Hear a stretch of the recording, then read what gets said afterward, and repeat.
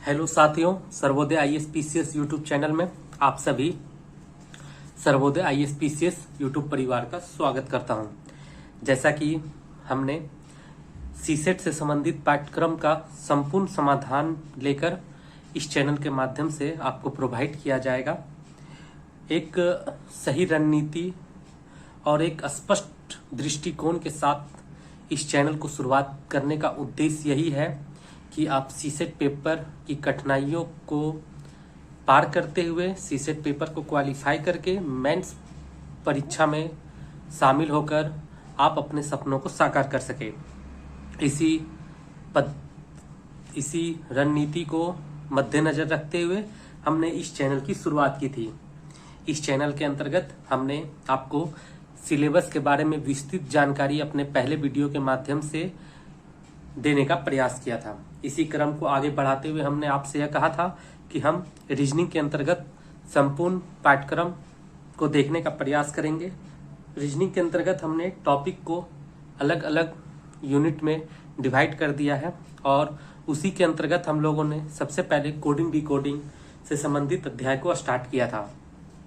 Coding decoding की महत्ता आप इस बात से लगा सकते हैं कि पिछले जब से सीसेट पेपर सेकेंड पेपर शामिल हुआ है यूपीएससी के प्रीलिम्स एग्जामिनेशन में, तब से प्रत्येक वर्ष कोडिंग डिकोडिंग में 2 से 3 क्वेश्चन प्रत्येक वर्ष इस खंड से पूछे जा रहे हैं।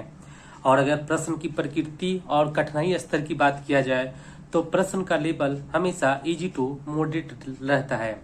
आप आसानी से प्रश्न को हल करके 2 से 3 प्रश्न इस अध्याय से आराम से हल कर सकते हैं। और सीसेट की कठिनाई कितनी भी हो क्यों ना हो, इस टॉपिक से प्रश्न हमेशा इजी रहते हैं।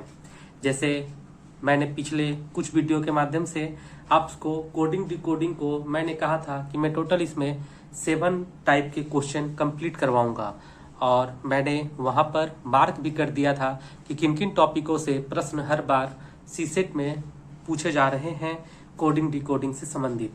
मैंने अल्फाबेट टू अल्फाबेट टाइप 1 आपको कंप्लीट करवा दिया है 2 वीडियो के माध्यम से। अगला टाइप पेयर इन्फॉर्मेशन, जोड़े बनाना, युग्म निर्माण भी मैंने फिनिश कर दिया है।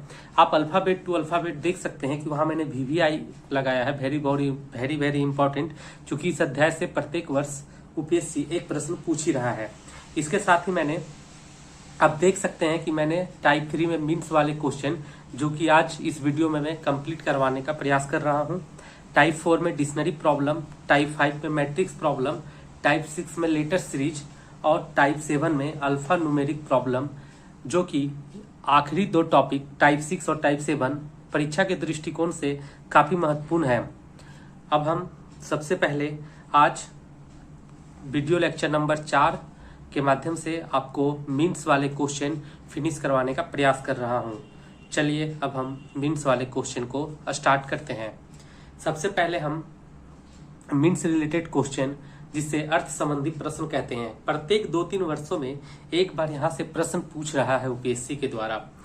इसमें क्या होता है कि 3-4 शब्द अलग अलग लिखकर हर एक शब्द का अलग अलग अर्थ लिखा हुआ रहता है और इस प्रकार से हमें 2-3 अर्थ देते हैं और एक अर्थ का हमें बाद में हमसे प्रश्न देकर उसका अर्थ पूछा जाता है।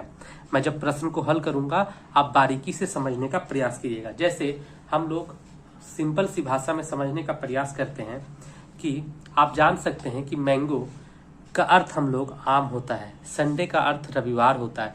ये हम जानते हैं। हम ना जाने अपने जीवन में कितने अलग अलग शब्द को अंग्रेजी और हिंदी वन में जानने का प्रयास करते हैं। इसी प्रकार यहाँ पर जो है, इसमें जो क्वेश्चन पूछा जाता है वो थोड़ा सा अजीब अर्थ दिया रहता है। वो एक कोड डिकोड के फॉर्म में रहता है। हमें उसे कोड दिया रहेगा, डिकोड भी किया रहेगा और हमें एक कोड दिया रहेगा, उसे हम लोग डिकोड करके लिखना रहता है। चैप्टर का नाम भी वही है, कोडिंग डिकोडिंग। जैसे आप देख सकते हैं कि एक मैंने इक्वेशन माना है कि x + y बराबर अगर 5 है और x बराबर 2 है, अगर 2 है तो हम लोगों को डेफिनेटली मालूम चल जाए कि y के बराबर 3 वैल्यू होगा। अगर हम यहाँ पर देख सकते हैं कि a + b बराबर d + e है और a बराबर e दिया हुआ है, तो हम आसानी से पता लगा सकते हैं कि b के बराबर d होगा। सभी कोड मिलाकर सबसे पहले कॉमन टर्म को पहचानना है और प्रश्न को हल कर लेना है। कहने का तात्पर्य है कि जिस भी प्रश्न को हम हल करेंगे उसमें दो तीन कोड दिए होंगे। पहला कोड उसका कुछ अर्थ दिया होगा, फिर दूसरा कोड उसमें कुछ अर्थ दिया होगा और तीसरा कोड उसका कुछ अर्थ दिया होगा। तो तीनों कोड में जो भी कॉमन टर्म है और जो अर्थ है उसमें से जो कॉमन टर्म है उसे हम लोगों का कोड डिकोड मालूम चल जाएगा। अभी जब मैं प्रश्न को हल करूंगा तो आप इस चीज को और आसानी से समझ जाएंगे। सबसे पहले अब हम इस प्रश्न को एक बार हिंदी और अंग्रेजी दोनों में समझने का प्रयास करते हैं, फिर इस प्रश्न को हम हल करेंगे। सबसे पहले प्रश्न कह रहा है कि एक निश्चित कूट भाषा में डू और डाई को सु रू को लिखा जाता है। लेट अस डू इट को मो यो जू लिखा जाता है और दिस और डैट को गा तू रू लिखा जाता है। उसी भाषा में डाई को कैसे लिखा जाएगा? आप देख सकते हैं क्लियर यहाँ पर 3 कोड दिया है, उसका डी कोड यहाँ पे दिया हुआ है, यहाँ पे भी कोड है लेट अस डू इट और इसका भी डी कोड दिया हुआ है, यहाँ पे भी कोड है, इसका भी डी कोड दिया है और हमसे एक कोड दिया गया है उसका हमें डी कोड करके लिखना है। इसी को अंग्रेजी में हम पढ़ देते हैं अंग्रेजी माध्यम के विद्यार्थियों के लिए।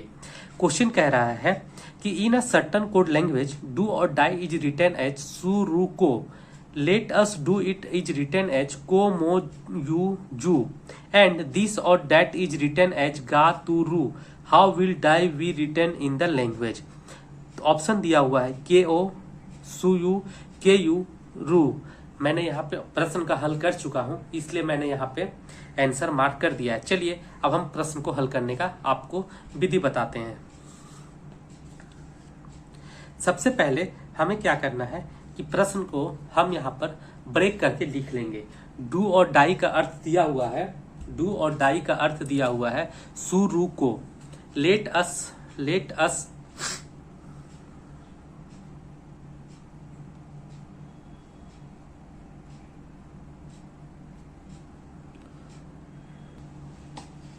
जैसे कि आप प्रश्न में देख सकते हैं कि डू और डाई के लिए सु रू को लिखा है, हम इसे इक्वेशन 1 मान लेते हैं।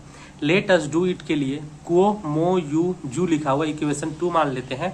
दिस और डैट के लिए गा तू रू लिखा हुआ है, इसे इक्वेशन 3 मान लेते हैं। इस प्रश्न को जब भी हमें हल करना है इस प्रकार के, हम तीनों टर्म में देखते हैं कि कौन सा टर्म कॉमन नजर आ रहा है। आप स्पष्ट देख सकते हैं कि पहले टर्म में डू, दूसरे टर्म में डू और तीसरे टर्म में डू नहीं, लेकिन पहले और दूसरे में डू मुझे कॉमन नजर आ रहा है। हमने इसे रेड रंग से घेर दिया है।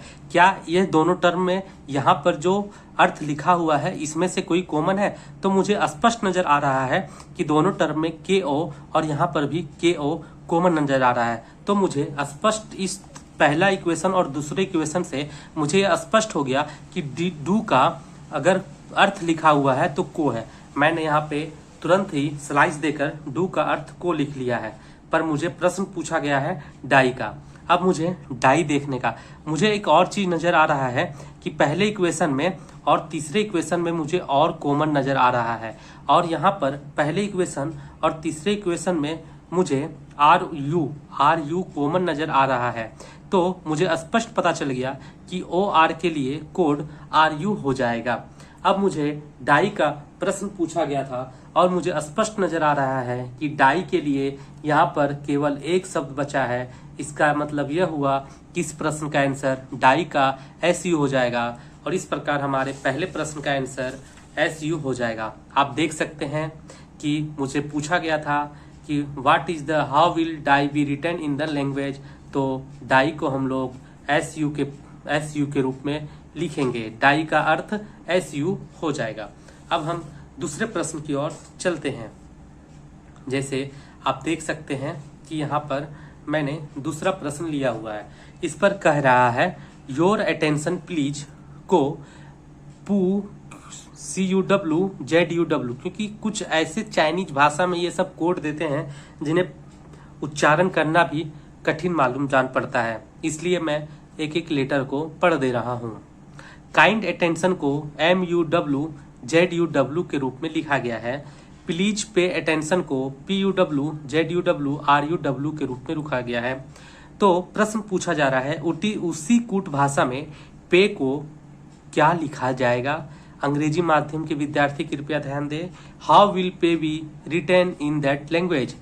तो पे को किस रूप में लिखा जाएगा। मैंने इसके पीछे वाले टर्म को जो क्वेश्चन रहता है मैंने उसे छोड़ दिया है, क्योंकि अगर मैं वो लिखूंगा तो पेज की लंबाई भी ज़्यादा होगी, पेज का खपत भी ज़्यादा होगा और आपको परेशानी भी होगी और वीडियो की लंबाई भी ज़्यादा हो जाएगी। कृपया वीडियो को आखिरी तक देखें, आपको सारा कंसेप्ट समझ में आएगा और आगे आयोग के द्वारा पूछे गए पिछले वर्ष के प्रश्नों को भी शामिल किया गया है। जब आप कंसेप्ट को समझ जाएंगे तो प्रश्न को हल करना बहुत आसान हो जाएगा। और ज़्यादा से ज़्यादा लोगों तक इस वीडियो को शेयर करें, ताकि वैसे हमारे साथी, वैसे हमारे भाई बहन जो सीसेट की वजह से मुख्य परीक्षा में शामिल नहीं हो पा रहे हैं, वो इस परीक्षा में सीसेट पेपर को क्वालिफाई करके इस वीडियो का लाभ उठाकर सारा पीडीएफ नोट्स फ्री अवेलेबल है हमारे टेलीग्राम चैनल पर। आप डिस्क्रिप्शन में जाकर हमारे टेलीग्राम चैनल को ज्वाइन करके वहां से हैंड रिटन पीडीएफ का नोट भी प्राप्त कर सकते हैं। और अपने भाई बहन से इस वीडियो को शेयर करें।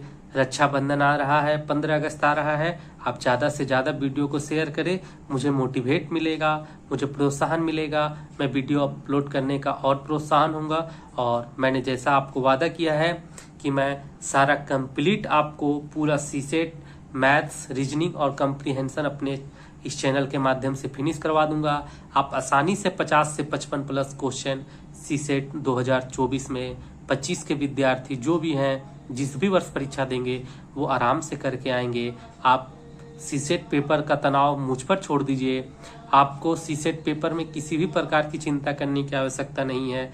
आपके बड़े भाई के रूप में, आपके छोटे भाई के रूप में मैं आपके साथ खड़ा हूं और सीसेट का डर आपके दिलो जहन से समाप्त करने का मैं भरपूर प्रयत्न कर रहा हूं। और आपसे वादा भी कर रहा हूं कि सीसेट पेपर को लेकर आप कभी भी तनाव या घबराहट में नहीं रहेंगे।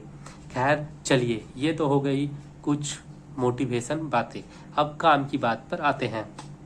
आप देख सकते हैं कि यहाँ पर मुझे अटेंशन जो वर्ड है, अटेंशन अटेंशन अटेंशन, मुझे तीनों इक्वेशन में अटेंशन नजर आ रहा है। मुझे यह ढूंढने का प्रयास करना है कि अटेंशन के लिए इन तीनों प्रश्नों में जो अर्थ दिया है कौन सा शब्द कॉमन नजर आ रहा है। तो आप स्पष्ट देख सकते हैं कि ZUW और ZUW अटेंशन के लिए मुझे मिल गया है, पर मुझे पे के लिए चाहिए। मुझे प्लीज और प्लीज भी नजर आ रहा है और दोनों में PUW मुझे आराम से नजर आ रहा है। अब मुझे पे का निकालना है और पे के लिए आंसर हो जाएगा RUW। इस प्रकार से मेरे इस प्रश्न का आंसर RUW हो जाएगा। साथियों, इसी प्रकार मैंने अपने मन से एक प्रश्न को क्रिएट किया है। आप देख सकते हैं मैंने क्या प्रश्न क्रिएट किया है। मैंने लिखा है दृष्टि, विजन आर इक्वल। चूंकि 4 शब्द है इसलिए मैंने 4 कोड का इस्तेमाल किया है अल्फाबेट में 1 2 3 4। उसके साथ मैंने लिखा है संस्कृति दृष्टि इज बेस्ट 2 5 6 7। विजन संस्कृति मोस्ट फेमस 5 1 8 9। अब मुझे पहला और दूसरे में कॉमन दृष्टि नजर आ रहा है, तो मैं देखने का प्रयास करता हूं कि पहले और दूसरे इक्वेशन में कौन सा टर्म कॉमन है। तो मुझे स्पष्ट नजर आ रहा है कि पहले और दूसरे में 2 कॉमन है। मैंने आपको पहले भी कहा था कि वर्किंग रूल आप हमेशा से ध्यान रखेंगे। मैं दोबारा से यहाँ से एक बार आपको लिख देता हूँ। वर्किंग रूल क्या कह रहा हूँ, सभी इक्वेशन में, सभी कोड में कॉमन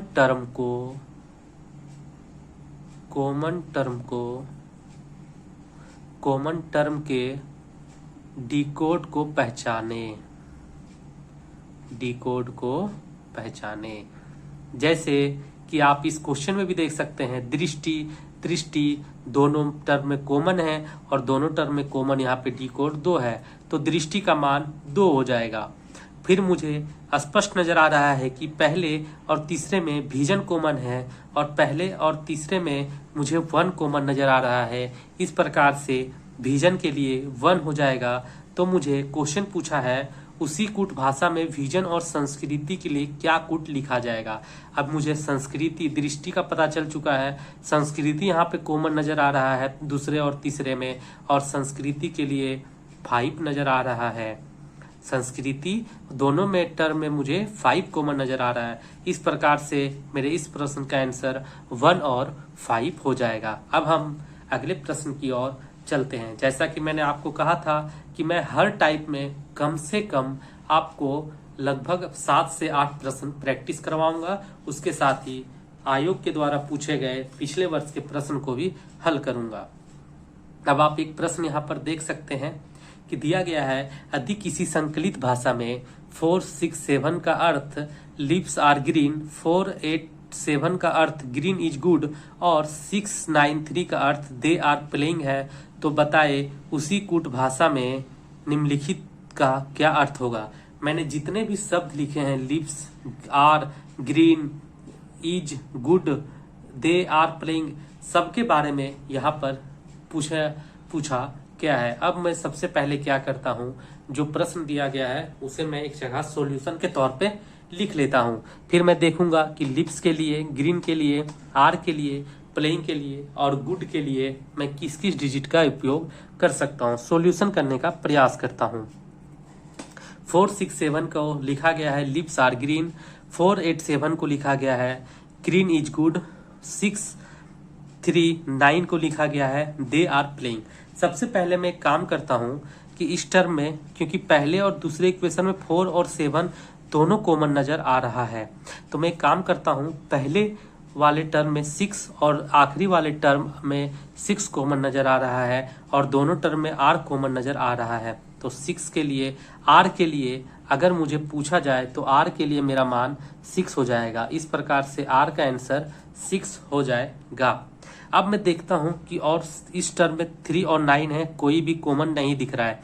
यहाँ पर 4 है, 7 है, 4 और 7 है, और मैं देख सकता हूं कि यहाँ पर ग्रीन टर्म कॉमन है।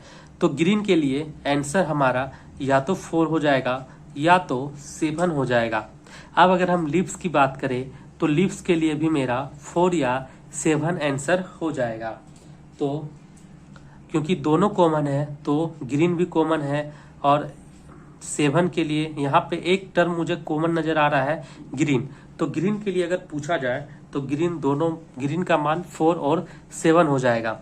अब मुझे एक टर्म बच जाता है लिप्स और यहाँ पर बच जा रहा है 8।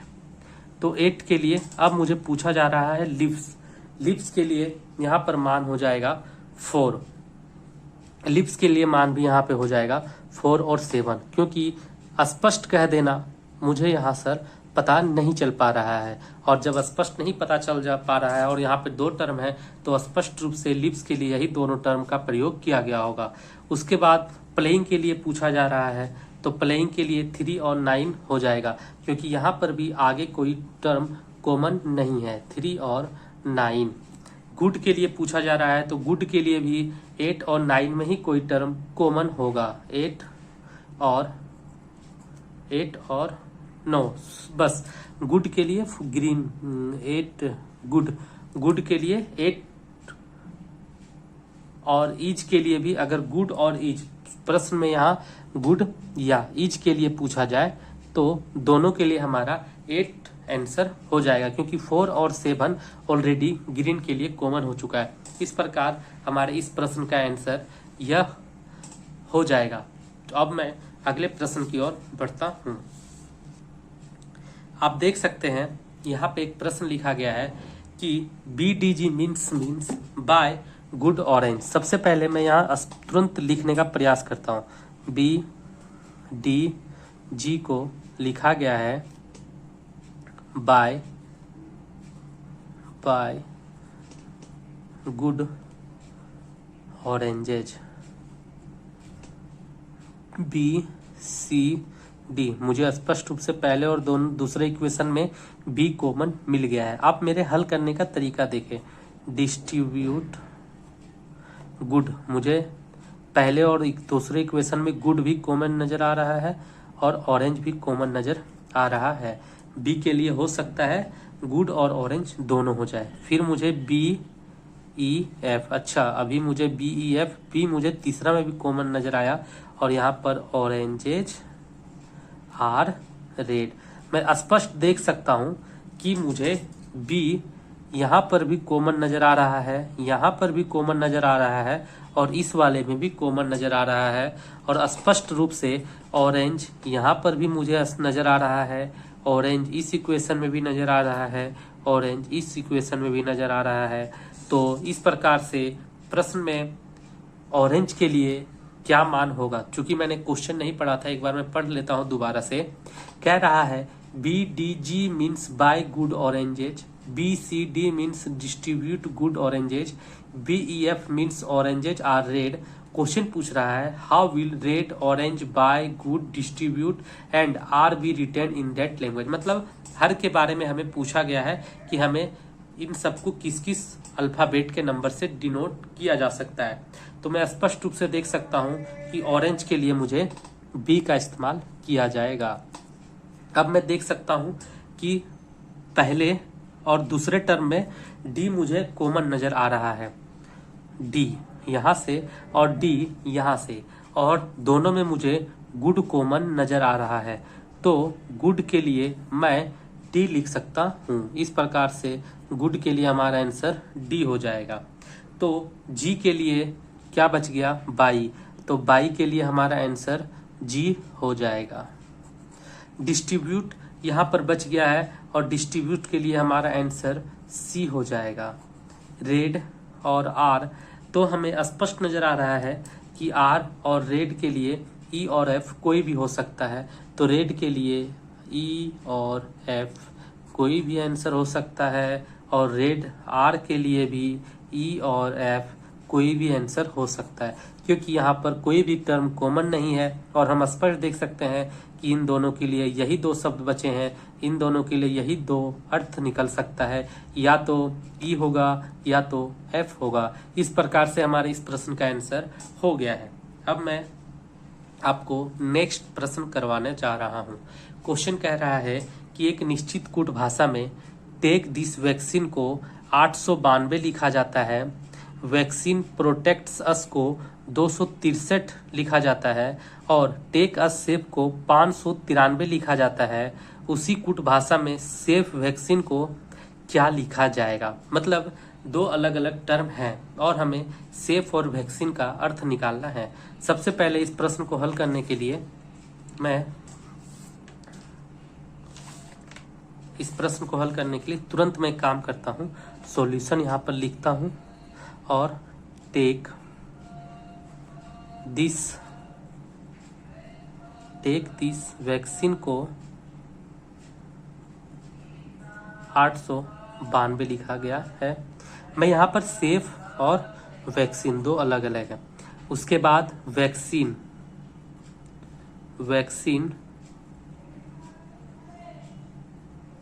प्रोटेक्ट्स अस को लिखा जा रहा है 263, और टेक अस सेफ को लिखा जा रहा है 593।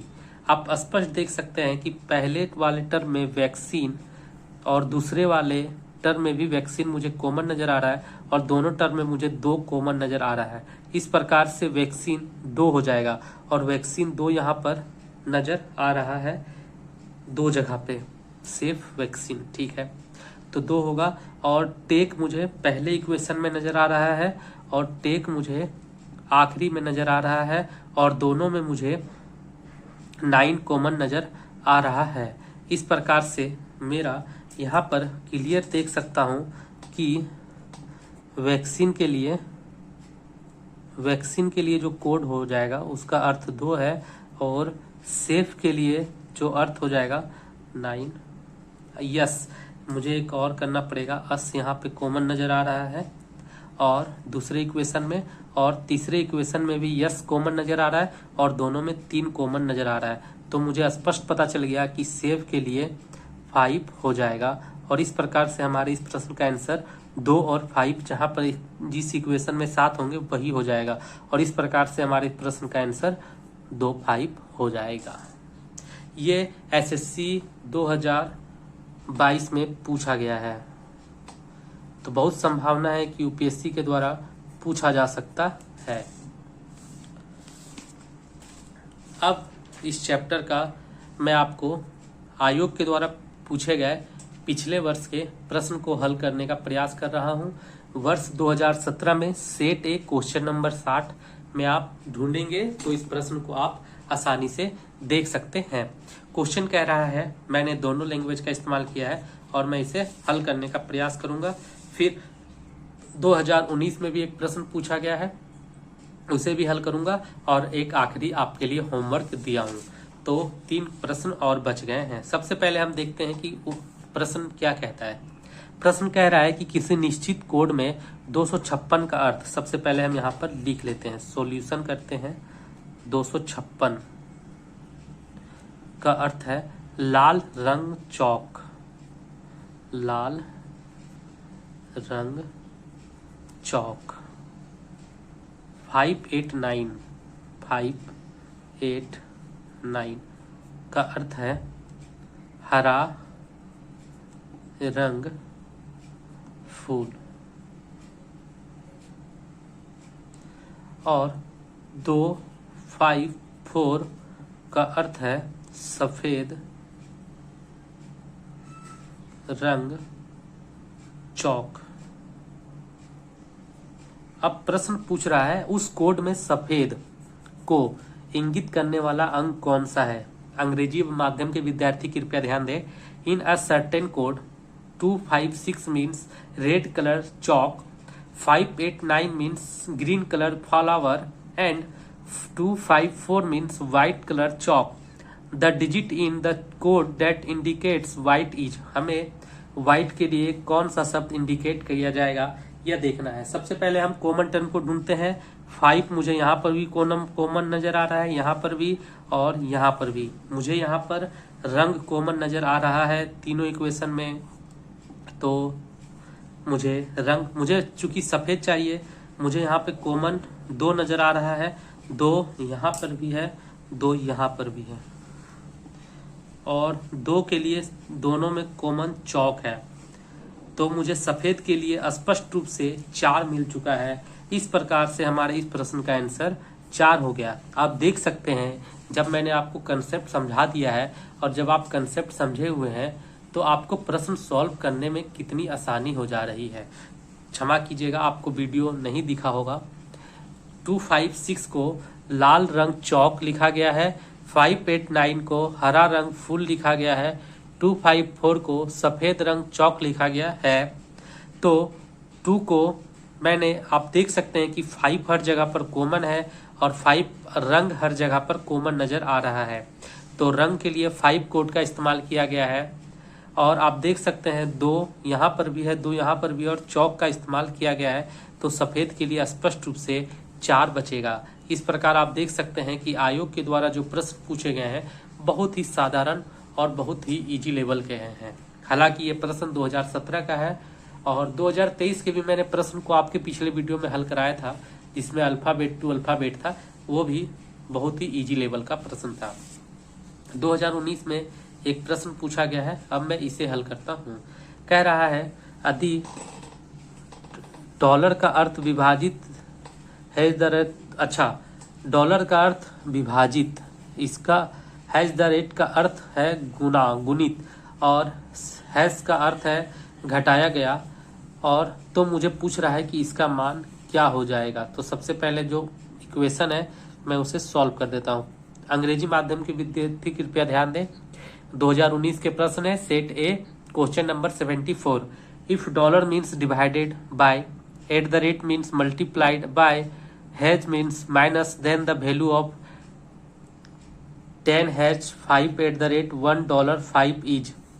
तो सबसे पहले मुझे देखना है कि इसका मतलब, हैज का मतलब क्या दिया हुआ है। हैज का अर्थ है घटाया, तो 10 माइनस 5, एट द रेट का अर्थ है गुणित, गुना 1, डॉलर का अर्थ है भागा 5। तो 5 1 भागा दूंगा 5, तो 10 माइनस 1 बराबर 9। इस प्रकार हमारे इस प्रश्न का आंसर 9 हो जाएगा। ये भी आप देख सकते हैं, बहुत ही साधारण प्रश्न पूछा गया है आयोग के द्वारा। अब आपके लिए मैंने एक होमवर्क रखा है जो कि है हुपा चीप हुपा को राम इज वेरी इंटेलिजेंस के रूप में लिखा जाता है। चीप हुपा कूपा टिक को हरी इज वेरी स्मार्ट के रूप में लिखा जाता है। लुक फू हुपा को बुआ इज इंटेलिजेंट के रूप में लिखा जाता है। फुक टिप डॉप को स्मार्ट एंड इंटेलिजेंट के रूप में लिखा जाता है। तो आपको Hari, smart, intelligent, is, Ram, boy, इनका कोड क्या क्या होगा ये आपको कमेंट सेक्शन में बताना है। जिन भी विद्यार्थियों का सर्वाधिक सही रहेगा उसे 10 रुपया पेटीएम कर दिया जाएगा। साथियों, वीडियो में इतनी देर तक बने रहने के लिए आप सभी का धन्यवाद। उम्मीद है कि आपको यह वीडियो पसंद आएगा। आप अपने साथियों से, भाई बहन से शेयर करेंगे। आप तमाम हमारे चैनल को देखने वाले भाई बहन का नमस्कार। जय हिंद, जय भारत। और अपने माता पिता का ख्याल रखें, अपने घर वालों का ख्याल रखें, अपने स्वास्थ्य का ख्याल रखें। फिर मैं मिलता हूँ जल्द ही आपसे अगले वीडियो में। कोडिंग डिकोडिंग का 2 वीडियो और आएगा, उसके बाद से कोडिंग डिकोडिंग संपूर्ण रूप से समाप्त हो जाएगा। फिर हम रैंकिंग टॉपिक को स्टार्ट करेंगे। वहाँ से भी हर वर्ष 2 से 3 प्रश्न आयोग के द्वारा पूछे जा रहे हैं। मैं अगस्त माह और 10 से 15 सितंबर के बीच रीजनिंग का संपूर्ण पाठ्यक्रम कंप्लीट कर दूंगा, जहां से प्रत्येक वर्ष 16 से 17 प्रश्न पूछे जा रहे हैं। आप सबों से निवेदन है कि कृपया हमारे चैनल को सब्सक्राइब कर ले, ज़्यादा से ज़्यादा लोगों को शेयर करें। हमारे पीडीएफ नोट्स आप टेलीग्राम चैनल से जाकर ज्वाइन कर सकते हैं।